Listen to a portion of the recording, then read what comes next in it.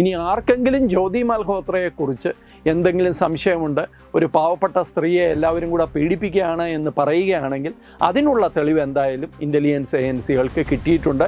ജ്യോതി Malhotra 2024 March 30 ഇഫ്താർ പാർട്ടിക്ക് പാകിസ്ഥാൻ എംബസിയിൽ പോകുന്നതും അവിടെ ഡാനിഷ് എന്ന് പറയുന്ന ഒരു ഉദ്യോഗസ്ഥനുമായി നേരത്തെ പരിചയമുള്ള രീതിയിൽ ബന്ധപ്പെടുന്നതും സംസാരിക്കുന്നതിൻ്റെ ഒക്കെ വീഡിയോസ് വന്നിട്ടുണ്ട്.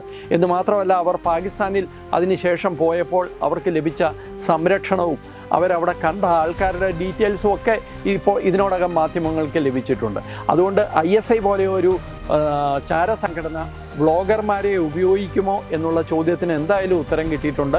ഇനി അറിയേണ്ടത് ഈ ജ്യോതി മൽഹോത്ര കേരളത്തിൽ വന്നത് എന്തിനാണ്, അതേപോലെ ഒഡീഷയിൽ പോയത് എന്തിനാണ്. ഒഡീഷയിലും ഒരു വലിയ ഗൂഢാലോചന ISIയുടെ ഭാഗത്തു നിന്ന് ഉണ്ടായതായി ഒരു സംശയം വന്നിട്ടുണ്ട്. കേരളത്തെ സംബന്ധിച്ചും IS റിക്രൂട്ട്മെൻറ്റ് ഏറ്റവും കൂടുതൽ നടന്ന, ഇസ്ലാമിക് സ്റ്റേറ്റ് റിക്രൂട്ട്മെൻറ്റ് ഏറ്റവും കൂടുതൽ നടന്ന പടനയ്ക്ക് സമീപം തന്ത്രപരമായി യുദ്ധതന്ത്രവുമായി ബന്ധപ്പെട്ട് വലിയ പ്രാധാന്യമുള്ള നേവൽ അക്കാഡമിക്ക് സമീപം ഈ വ്ളോഗർ എന്തിനാണ് എത്തിയത്? ഈ ക്ഷേത്രത്തിലേക്കുള്ള പോക്ക് വെറും ഒരു മൂടുപടം മാത്രമായിരുന്നോ, ഒരു എക്സ്ക്യൂസ് മാത്രമായിരുന്നോ എന്നുള്ളത് അടുത്ത ദിവസങ്ങളിൽ ഇതിൻ്റെ സത്യം പുറത്തു വരുമെന്ന് തന്നെയാണ് പ്രതീക്ഷ.